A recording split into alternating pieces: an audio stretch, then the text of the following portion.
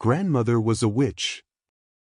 It was 2001, and Dayana Gutierrez had just turned 20. She lived in Mexico City, in the Condesa neighborhood, in an old apartment with high ceilings and creaking floors where gunshots and screams echoed through the nights. Her parents decided the capital had become too dangerous. Kidnappings, shootings, the constant smell of fear in the air. "Go to your grandmother's in San Juan de los Lagos," they said. "It's quiet there. No one will bother you." Dayana took the bus, threw a few t-shirts in her bag, and left. She thought she'd spend a couple of weeks, breathe fresh air, rest from the city noise. She didn't know those weeks would stretch into a year and a half of true hell. San Juan greeted her with the smell of roasted corn, the cathedral bells, and warm wind carrying dust from the San Miguelito hill. Her grandmother lived in an adobe house with an inner courtyard where pomegranates and cacti grew, and in the center stood an old well where Dayana used to throw coins as a child, making wishes. At night it was so quiet it seemed you could hear the stars falling. At first, she liked it. Laura, her cousin, took her to the plaza every day, showed her the market, told her local tales. She said that sometimes from that hill, balls of fire descended, flying witches searching for someone to take. Diana laughed at her. She was from Mexico City, after all. She didn't believe in such things. And then came that evening that changed everything. They were sitting in the plaza by the cathedral. It was warm, music played, children ran with balloons, the air smelled of tamales and fresh coffee. An ordinary provincial evening, calm and boring. And suddenly one woman selling sweets jumped up, crossed herself and screamed, "My God, they're coming! From San Miguelito they're coming!" In 1 second everything changed. People jumped from their seats. Spoons clattered, chairs overturned, mothers ran clutching children to their chests. Panicked fear, ancient and primal, covered the plaza like a wave. Dayana stood and watched as balls of fire descended from the hill, large, the size of a person, rolling down the slope on their own, leaving behind sparks and the smell of burning straw. Laura yanked her arm so hard it nearly dislocated. "To Hector's, quick! Otherwise you won't make it." Hector was Laura's cousin and Diana's boyfriend. They'd met last summer. Not blood relatives, but everyone in town whispered behind their backs. Dayana ran after Laura, heart pounding in her throat. The streets emptied in seconds. Everyone knew what to do when the witches flew. Hector's younger sister Celia opened the door. Face white as a wall. She pulled them inside and immediately whispered, "Pray with us." Dayana looked around. Garlic already hung on the doors, red ribbons and rosaries on the windows, open scissors under the pillows, salt in a circle on the floor. Hector's entire family sat in the center of the room, holding hands, whispering prayers. "Flying witches remove their legs and fly," Celia whispered, trembling. "They search for infants to suck their blood. We have a baby here, only 3 months old." Dayana still thought, what nonsense. Superstitions. Medieval thinking. And then she heard above the roof heavy wing beats, like enormous bats battering against the tiles. And laughter. Female and pig-like at once. A sound that froze blood in veins. The baby in the cradle wailed so piercingly that Dayana covered her ears with her hands. Hector's grandfather, a massive man with a gray mustache, grabbed a machete and, cursing, ran outside. The door slammed behind him. They didn't see him again that night. Dayana didn't remember falling asleep. Exhaustion hit suddenly, as if someone switched off the light in her head. She collapsed on the couch, surrounded by rosaries and palm crosses. She woke at dawn. Not a soul in the house. She ran outside, empty.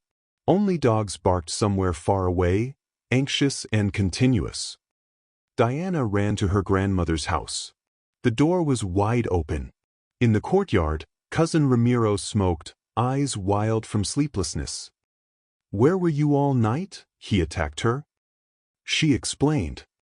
He waved his hand and left without another word. In her grandmother's bedroom it was dark, the window covered with a black shawl. Dayana found Daniel, another cousin. "Where's grandmother?" "She fell down the stairs. Badly hurt. Doesn't want to see anyone." Pain pierced Dayana to tears. She'd adored her grandmother since childhood. She always baked sweet rolls and told stories about the Virgin of Guadalupe. But something about this wasn't right. Something she didn't yet understand. Dayana decided to return to Mexico City for a few days.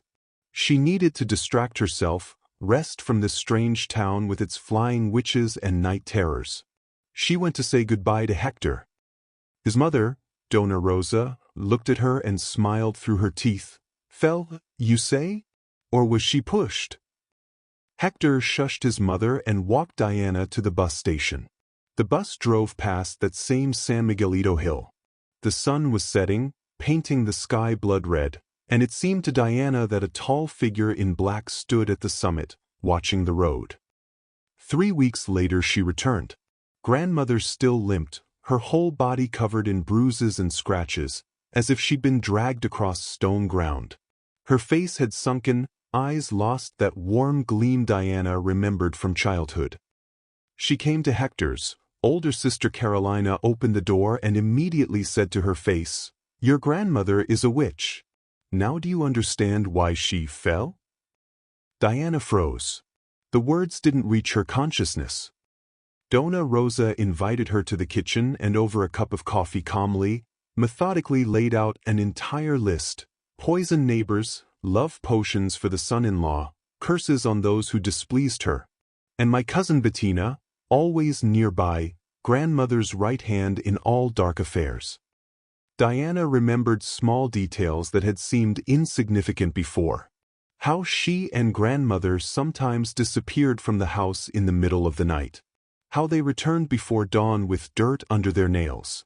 How they smelled of strange sweet smoke, like copal but more bitter. The puzzle formed a horrifying picture.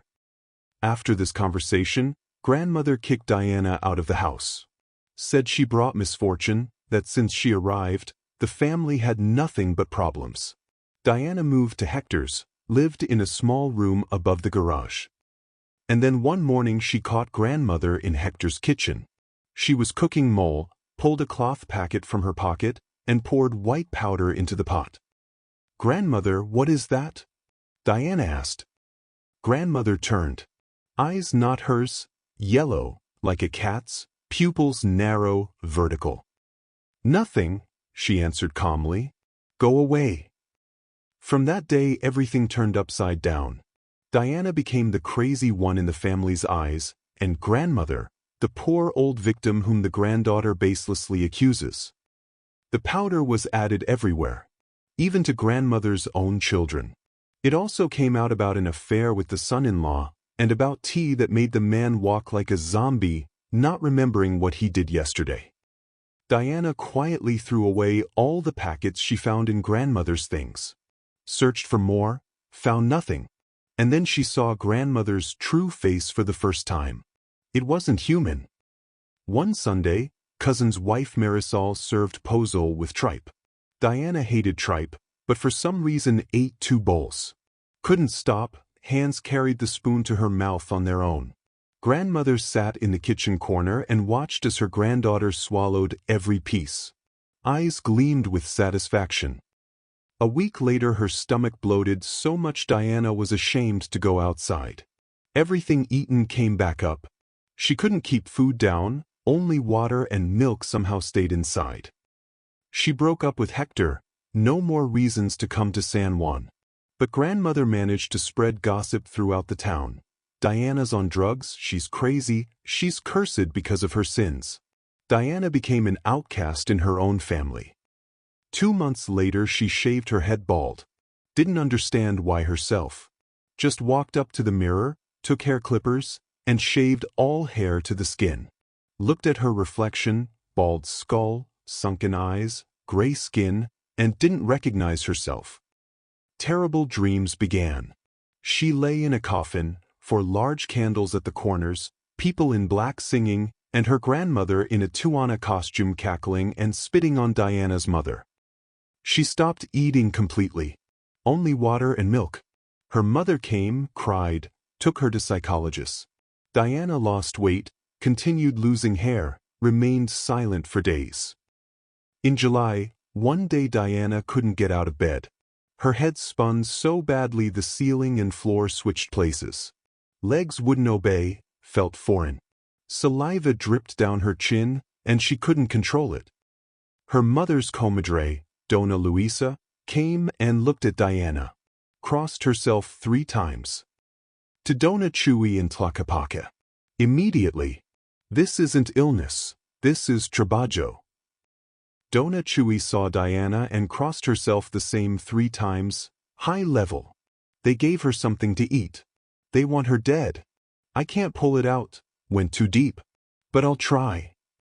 She gave Dayana a clay bottle with salt solution, bitter liquid that smelled of ocean and something ancient. Drink it home, hell will break loose. Hold on. If you survive this night, there's a chance. Dayana drank. The most bitter night of her life. Vomit came out green, with blood, temperature rose so high she burned, and outside rain poured like in a horror movie, endless, disturbing. In a dream she saw herself in a coffin. 4 large candles at the corners. Grandmother in Tehuana costume, black embroidered skirt, red scarf on her head, cackling and spitting on Dayana's mother, who cried over her daughter's body. The next day Brother Diego burst into the room. Whoever did this, I'll kill them. He practically carried his sister out and drove her to Paula in Guadalajara, another healer. Dayana walked like she was paralyzed, drooling, couldn't speak. Tongue wouldn't obey. Paula gave her mother 3 thick candles. Light them at home. When they crack, let her speak everything she knows. Don't be afraid, let her scream. The candles cracked with such a bang they sounded like gunshots. Neighbors came running, thought there was an explosion. Dayana screamed, and the voice wasn't hers, hoarse, old, grandmother. With the Tehuanas. She wants me dead. Paula nodded. Someone very strong from your ancestors protects you. Otherwise you'd already be dead. Go to Don Ramon in Tanala. Only he can cut what's on you. Don Ramon laid cards on the table, old, worn, hand-painted. Looked at Dayana for a long time, silently. 2, he finally said. Grandmother and granddaughter. They remove their legs at night. Work through Tehuana witches from Tehuantepec. You discovered their secret. That's why they want you in the grave. But you have a strong protector. Great-grandmother. She's holding you. 2 months every Friday Dayana traveled to Don Ramon. Baths with salt and iodine in public bathhouses. Cleansings with herbs, alum stone, eggs, candles. He rubbed the stone against her body, and the alum darkened, as if absorbing something black. Once during a cleansing, grandmother appeared in the smoke, real, not human. Skin green, eyes red, mouth stretched in laughter. Dayana screamed to her mother, there she is. Do you see? And the ghost grandmother writhed as if burned by invisible flame. Don Ramon laughed. Now it's returning to her. Don't be afraid. She feels you're no longer hers. Then he took large scissors and cut the air above Dayana's body, sound like tearing thick cardboard. Sharp, cutting sounds. They made a doll from your underwear. 8 months no period? Now we'll cut, and you'll be mother of 2 children, you'll see. Dayana screamed in pain when he reached her stomach. It felt like something was being cut inside for real. A sea of dirty liquid poured out, dark, stinking. Legs finally became her own. Don Ramon burned a large piece of alum over fire. Smoke rose thick, white, and in it appeared a face, Venus, the cousin, grandmother's right hand. Don Ramon screamed into the smoke, there you are, bitch. But you're protected by great-grandmother and your great-grandmother. She's no ordinary woman. She's stronger than all of you. The face in the smoke contorted and vanished. The last time Don Ramon gave Dayana an herbal infusion to drink, bitter, dark green, smelled of earth and something metallic. The next morning she vomited out clumps of hair, threads, and living worms. The disgust was incredible, but her stomach deflated, breathing became easy for the first time in months. A month later he cut again. Moved scissors above her body, cutting invisible threads stretching from her to grandmother, to Bettina, to everyone who participated in the curses. 2 days later a huge blood clot and a dead scorpion came out of Dayana. Black, the size of a palm, legs bent. She looked at it in the toilet and couldn't believe it had been inside her. This lived in her womb. 2 more weeks later her period came. First time in 8 months. Womb is clean, Don Ramon said. Now you're free. Dayana returned to life. Hair grew back, thick and dark. Weight returned. She laughed again, tasted food again, could look in the mirror again and see herself, not a ghost. A year later Bettina called. Sobbing into the phone. Dayana, forgive Mom. He's in the hospital. He's good. Dayana calmly, without anger, without triumph, answered, May God forgive her. I simply returned what she prepared for me. Hung up the phone. Called Don Ramon. He laughed into the receiver. Your grandmother, if she survives, won't touch you with a finger. She'll be afraid. And the main Tehuana already came to me. Complained. Told her, don't stick your nose in other people's business, fool. Now she knows. Dayana didn't feel joy. Didn't feel revenge. Only emptiness where love for grandmother once lived. That love died the night she saw yellow eyes above the pot of poison food. Grandmother survived, but never approached Dayana again. Even at family holidays sat far away, didn't look in her direction. They say after that incident she stopped flying. The Tehuanas turned away from her. One who lost a war with her own granddaughter no longer has power. Dayana moved back to Mexico City. Finished university. Got married, gave birth to 2 children. Those same ones Don Ramon promised when he cut the air with scissors. But sometimes at night, when the wind blows a certain way, she hears distant laughter above the rooftops. And knows, somewhere flying witches remove their legs and search for victims. Only they don't touch her anymore. She's protected. That's how at 20 years old Dayana Gutierrez lived through a year and a half of hell. A year and a half of slow death at the hands of the person she loved most in the world. She learned to live with this knowledge. That in her own blood flows something ancient. That her grandmother wasn't just an old woman who baked rolls. She was a Tehuana, a witch who removed her legs at night and flew to Sabbaths, who poisoned people with white powder and made dolls from stolen underwear. Dayana learned a truth she wasn't supposed to learn. And for that truth she was supposed to die. But she survived. Thanks to her mother who didn't give up. Thanks to Don Ramon who cut the invisible threads of death. Thanks to great-grandmother, an ancestral spirit who protected her from the other side, where the dead live. She holds no evil. May God forgive grandmother for what she did. May he forgive Bettina who helped. But let them remember well, magic returns. Boys, what you send into the world, sooner or later comes back. Grandmother wanted Dayana dead, and almost died herself. Now Dayana lives in Mexico City with her family. She doesn't return to San Juan de los Lagos. Doesn't want to see that San Miguelito hill where balls of fire descend. Doesn't want to hear laughter above the rooftops. But sometimes, when her children sleep, she approaches the window and looks at the night sky. And remembers that girl who arrived on a bus with a bag of t-shirts, laughed at superstitions, and didn't believe in witches. That girl died in San Juan. And the one who survived knows the truth. Magic is real. And the most terrifying magic is the one hiding in the smile of someone you love.